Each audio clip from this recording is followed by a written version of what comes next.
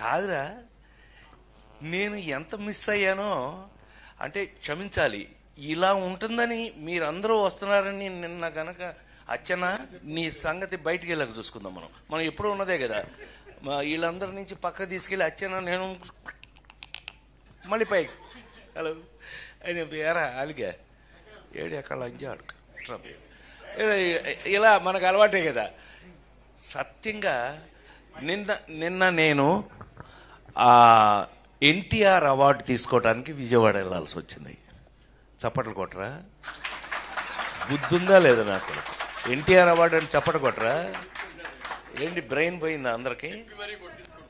చెప్పి కొట్టించుకోవడం ఏంటన్నయ్య? దానికి కొట్టకపోతే నీకు సిగ్గులేనట్లు లెక్క. విశ్వవిఖ్యాత నట సార్వభౌమ నందమూరి తారక రామారావు. సో అది ఆ అవార్డు నిన్న ఈ సంవత్సరం అదేదో ఆ ఇంట్లో తెలుసుగా, మీ అందరికి ఐడియా ఉందో లేదో, ఎన్టీ రామారావు ఇంట్లో గొడ్ల చావిట్లో పుట్టాను నేను, నిమ్మకూరులో. ఆయన ఇంట్లో పుట్టి వెంకటరామం గారు రామారావు అమ్మ రామారావుని వీడు నా చేతిలో పుట్టాడు, వీడిని జాగ్రత్తగా చూసుకోంటే నన్ను ఫిల్మ్ ఇన్స్టిట్యూట్లో వేయటం. నేను గోల్డ్ మెడల్ ఫిల్మ్ ఇన్స్టిట్యూట్లో తెచ్చుకున్న తర్వాత నాకంటూ కామెడీని ఒక హీరో చేసుకుని నా కోసం, ఎవరి కోసం అదో చించాను అంటే అది నిజం కాదు, నా కోసం కామెడీని ఒక రొమాన్స్ హీరో అవగలింది, ఒక యాక్షన్ ఫైటింగ్ హీరో అవగలింది, కామెడీ హీరో ఎందుకు కాదు అని నమ్ముకుని ఆ నమ్మకాన్ని లేడీస్ టైలర్ దగ్గర నుంచి ఈ రోజు వరకు మీ అందరి ముందు యాక్టర్గా నిలబడి ఉన్నానంటే కారణం ఆ ట్రెండ్ అని నమ్మితే గనక, నాకున్న అదృష్టం ఏంటంటే సంవత్సరానికి 12 సినిమాలు హీరోగా యాక్ట్ చేస్తూ 12 సినిమాల్లో 12 బాగా ఆడటం జరిగిన రోజుల్లో ఎందుకు ఆడింది అనంటే కారణం ఇవాళ మీకు నేను ఇక్కడ నిలబడి ఉండడానికి కారణం ఒక సినిమాకి సంబంధం లేని కథలు, సంబంధం లేని ఆ స్క్రీన్ ప్లేలు, సంబంధం లేనటువంటి కామెడీ. వంశీ దగ్గర నుంచి జంజాల గారి దగ్గర నుంచి చివరికి నేను హీరోగా అలా చేసుకుంటున్న రోజుల్లో నాకు చివరికి నేను తెచ్చుకోవాల్సిన పరిస్థితి వచ్చింది ఒక స్టేజ్కి వచ్చేటప్పటికి. అందులో మీ అందరికి బాగా తెలిస్తే ముందు చెప్పుకోవాల్సిన పేరు ఈవీవి సత్యనారాయణ. నేను తెచ్చుకున్నవాడు గుర్తుండి నేను చెప్తాను నీకెందుకు, నేను కదా గుర్తుండ. ఏంట్రా ఏంటి గొడవలా కొట్టేసుకుంటున్నారా? ఎవరైనా వచ్చారా? Oh my God, hi hi hi hi, కూర్చో ఇప్పుడే కూర్చో, హాయ్ హాయ్ హాయ్ బాగా హలో ఎక్స్క్యూజ్ మీ, హలో వినాలి ఇది, కూర్చోరా రే. ఒరే కాకి, కాదంబరి కిరణ్ అంటే కాకి వాడు. నేను మాట్లాడాలా లేకపోతే చంపేస్తా, సైలెన్స్ ఒక్క నిమిషం, ఇప్పుడే వేడెక్కింది. దాన్ని హీరోయిన్ చేసిన కూడా నేనే కదా, రోజాని హీరోయిన్ చేసిన కూడా నేనే కదా. సైలెన్స్, ఆమెని సైలెన్స్, కూర్చోండి. నేను చిన్న టీచర్ టైపు, వీళ్ళందరికీ టీచర్ టైపు నేను. సరే వినండి. హలో, ఆ పేజీ కృష్ణారెడ్డి ఫస్ట్ పుస్తకం తీసుకొచ్చాడు. ఫస్ట్ ఓపెన్ చేస్తే అందులో ఉన్న బొమ్మ ఇది. మేమంతా కలిపి హోటల్లో భోజనం చేస్తున్నాం శ్రీ, ఆ బొమ్మ. అదైన తర్వాత నెక్స్ట్ పేజ్ తీసా, ఇట్లా ఏదో ఏంటది లాటరీలో నాకు వచ్చిన ప్రైజ్ ఏంటంటే ఏనుగు. ఇలా బొమ్మలు తీసుకుని వెళ్తే 22 పేజీలు నాకు గుర్తుండి, 22 పేజీల్లో నాకు కథ అర్థమైపోయింది. మేము భలే ఉంది, ఏంటబ్బాయి ఎవరు వేయించారు? నేనే వేయించా అన్నాడు. నవ్వుతాడుగా ఎప్పుడు ఆ ఫేస్, నేనే వేయించా అన్నాడు. ఏమో భలే అద్భుతం అబ్బాయి, భలే ఉంది ఇది అన్న. మీకు నచ్చిందా? అయితే ఇదే కథ మనం తీద్దాం అన్నాడు. అవునా, ఎవరు తయారు చేశారు ఇది అని అన్నా. నేనే అన్నాడు. ఆహా, అయితే ఏంటంట అన్న. అచ్చన్న ఎంట్రీ, ఈయన ఎంటర్ అయ్యాడు వెనక నుంచి.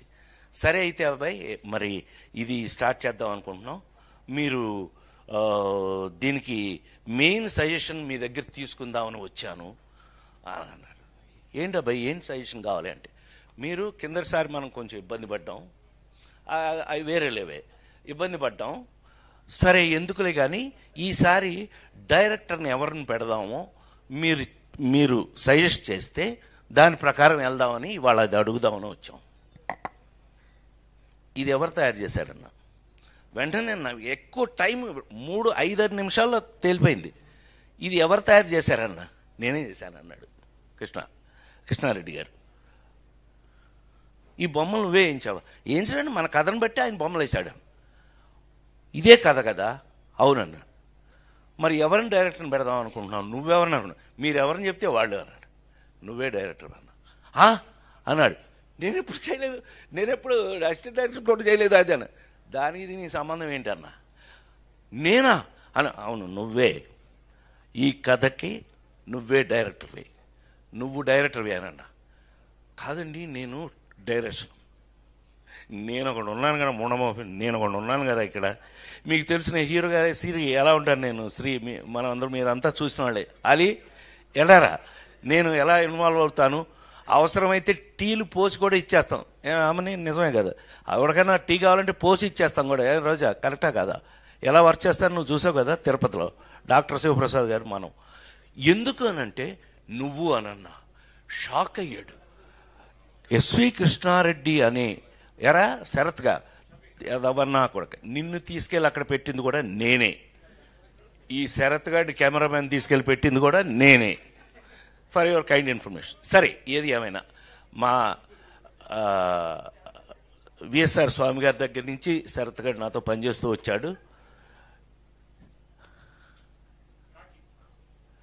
సో ఒరే కాకి అంటే ఏం లేదు, కాదంబరి కిరణ్. కాకి అంటే ఆడు. అందరికీ నమస్కారం అండి. నిన్న కృష్ణారెడ్డి గారు పుట్టినరోజు సందర్భంగా ఈవెంట్లో అనుకోకుండా ఆయనకి మాట తుల్లింది అది సరదాగా అని.